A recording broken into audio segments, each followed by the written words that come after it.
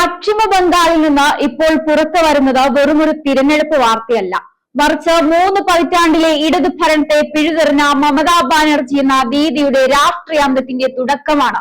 2011 മുതൽ ബംഗാളിനെ തന്റെ കൈപ്പിടിയിൽ ഒതുക്കിയ മമത ഇന്ന് ഭയത്തിന്റെ നിഴലിലാണ്.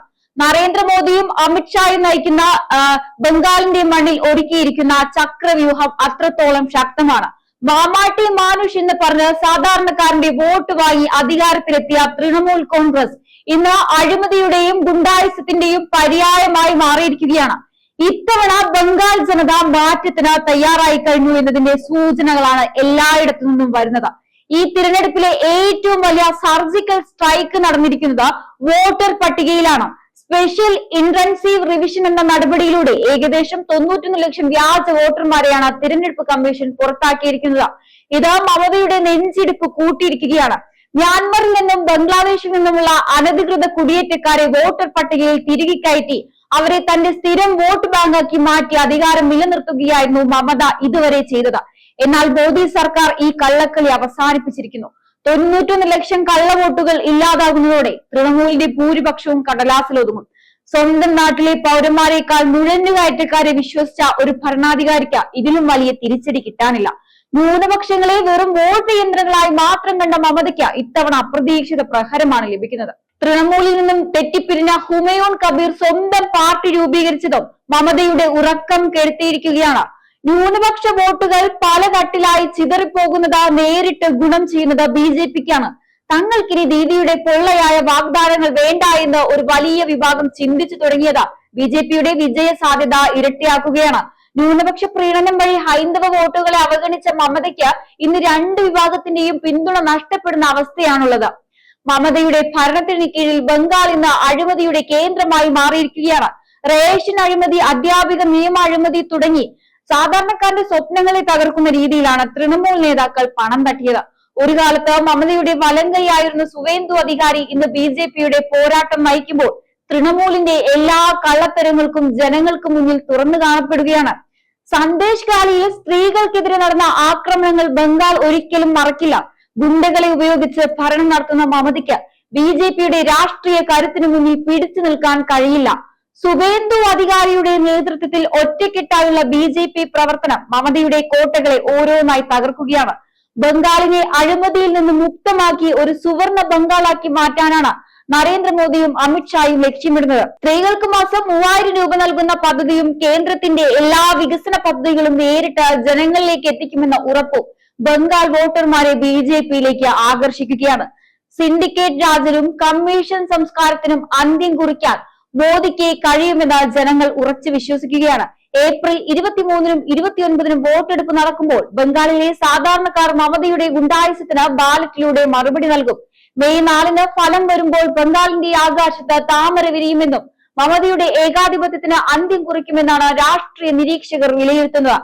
ബംഗാൾ മാറ്റത്തിന് തയ്യാറായി കഴിഞ്ഞു. ഇനി ആ മാറ്റം സംഭവിക്കുക തന്നെ ചെയ്യും. ബംഗാളിലെ ദീദിയുടെ സിംഹാസനം ഇന്ന് വെറുമൊരു കസേരയായി മാറിയിരിക്കുകയാണ്.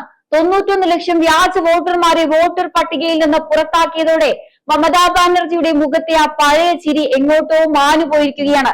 ഇത്രയും കാലം നുഴഞ്ഞുകയറ്റക്കാരുടെയും കള്ളവോട്ടുകളുടെയും തണലിൽ ആടിത്തിമിർത്ത ദീദിക്ക് ഇപ്പോൾ യഥാർത്ഥ വോട്ടർമാരെ അഭിമുഖീകരിക്കാൻ പേടിയാണ്. വോട്ടർ പട്ടിക ശുദ്ധീകരിച്ചപ്പോൾ അതിനെ ജനാധിപത്യ വിരുദ്ധം എന്ന് വിളിക്കുന്ന മമതയോട് ജനങ്ങൾക്കൊന്നേ ചോദിക്കാനുള്ളൂ: കള്ളവോട്ട് ചെയ്യാൻ ആളില്ലാത്തതാണോ നിങ്ങളുടെ ജനാധിപത്യം? മുൻപ് BJPയെ ബംഗാളിൽ കടക്കാൻ സമ്മതിക്കില്ലെന്ന വീരവാദം മുഴക്കിയ മമതയ്ക്ക് ഇന്ന് സ്വന്തം മണ്ഡലമായ ഭവാനിപൂരിൽ പോലും ഉറക്കമില്ലാത്ത രാത്രികളാണ് മമതയ്ക്ക്. സുവേന്ദു അധികാരിയുടെ വെല്ലുവിളിക്ക് മുന്നിൽ പകച്ചു നിൽക്കുന്ന മമതയാണ് ഇന്ന് ബംഗാൾ കാണുന്നത്. താൻ വളർത്തിയെടുത്ത ഗുണ്ടകളും സിൻഡിക്കേറ്റുകളും അഴിമതിക്കാരും ഇന്ന് CBIയുടെയും NIAയുടെയും പടിക്കൽ ക്യൂ നിൽക്കുമ്പോൾ ദീദി ശരിക്കും ഒറ്റപ്പെട്ടിരിക്കുകയാണ്. ന്യൂനപക്ഷങ്ങളെ തന്റെ പോക്കറ്റിലെ വോട്ട് ബാങ്കായി കണ്ട മമതയ്ക്ക് ഇത്തവണ ഒവൈസിയും ഹുമയൂൺ കബീറും ചേർന്ന് നൽകിയ പണി വേറെ. വോട്ടുകൾ പലതട്ടിലായി പുലരുന്നത് കാണുമ്പോൾ ഇനി എന്ത് ചെയ്യുമെന്നറിയാതെ ദീദി ഓരോ പുതിയ നാടകങ്ങളും കളിക്കുകയാണ്. പക്ഷെ പാവം ദീദിക്കൊരു കാര്യം മനസ്സിലാവുന്നില്ല. ബംഗാളിലെ ജനങ്ങൾ ഈ നാടകങ്ങളെല്ലാം കണ്ടു മടുത്തു കഴിഞ്ഞു.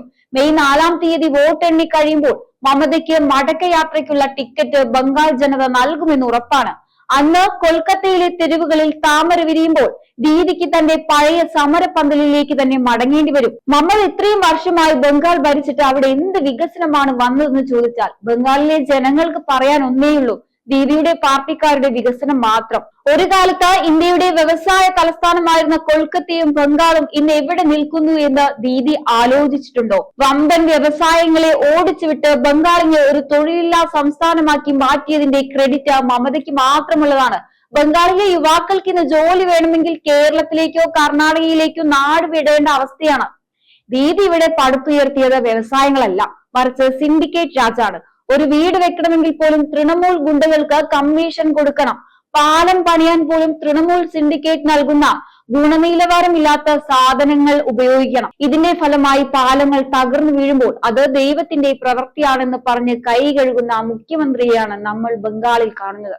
കേന്ദ്ര സർക്കാർ നൽകുന്ന ആയുഷ്മാൻ ഭാരത് പോലുള്ള വികസന പദ്ധതികൾ പോലും ബംഗാളിലെ പാവപ്പെട്ടവർക്ക് കിട്ടുന്നില്ല.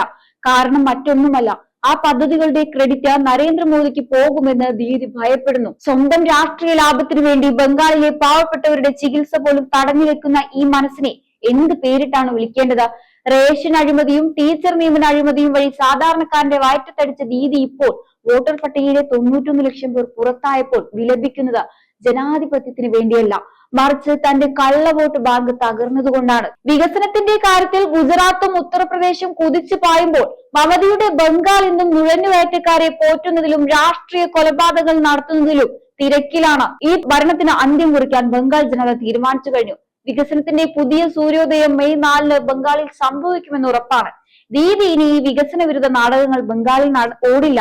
നിങ്ങൾ ബംഗാളിൽ വികസനം കൊണ്ടുവന്നു എന്ന് പറയുമ്പോൾ എന്തുകൊണ്ടാണ് ലക്ഷക്കണക്കിന് യുവാക്കൾ ഇന്നും തൊഴിൽ തേടി കേരളത്തിലെ തെരുവുകളിൽ അലയുന്നത്? അവിടെ വ്യവസായങ്ങൾ വളർത്തുന്നതിന് പകരം നിങ്ങൾ വളർത്തിയത് ബോംബ് നിർമ്മാണശാലകളും തൃണമൂൽ സിൻഡിക്കേറ്റുകളുമാണ്. മമതയുടെ രാഷ്ട്രീയ തകർച്ചയ്ക്ക് കേവലം അഴിമതി ആരോപണങ്ങൾ മാത്രമല്ല കാരണം, മറിച്ച് ബംഗാളിന്റെ സാംസ്കാരികവും വിദ്യാഭ്യാസപരവുമായ തകർച്ച കൂടിയാണ്. വികസനം എന്ന വാക്ക് കേൾക്കുമ്പോൾ ദീദിക്ക് ഭയമാണോ എന്ന് തോന്നിപ്പിക്കുന്ന തരത്തിലാണ് കഴിഞ്ഞ 1.5 പതിറ്റാണ്ടിലെ ബംഗാളിന്റെ പിന്നോട്ടുള്ള സഞ്ചാരം.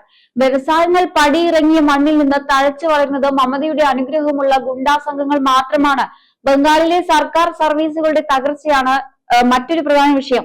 കേന്ദ്ര സർക്കാർ ജീവനക്കാർക്ക് ലഭിക്കുന്ന ആനുകൂല്യങ്ങളോ ശമ്പള വർധനവോ ബംഗാളിലെ സർക്കാർ ജീവനക്കാർക്ക് ലഭിക്കുന്നില്ല. വിദ്യാഭ്യാസ യോഗ്യതയുള്ള യുവാക്കൾ തൊഴിലിനായി അലയുമ്പോൾ തൃണമൂൽ നേതാക്കളുടെ ബന്ധുക്കൾക്ക് പിൻവാതിൽ വഴി ജോലി നൽകുന്ന അധ്യാപക നിയമന അഴിമതി ബംഗാളിലെ ഓരോ വീട്ടിലും മമതയ്ക്കെതിരെ കടുത്ത അമർഷമുണ്ടാക്കിയിട്ടുണ്ട്. ഇത്തരത്തിൽ സ്വന്തം ജനതയെ വഞ്ചിക്കുന്ന ഒരു ഭരണാധികാരിക്ക് ഇനി അധികാരം നൽകില്ലെന്ന് ബംഗാൾ ഉറപ്പിച്ചു കഴിഞ്ഞു.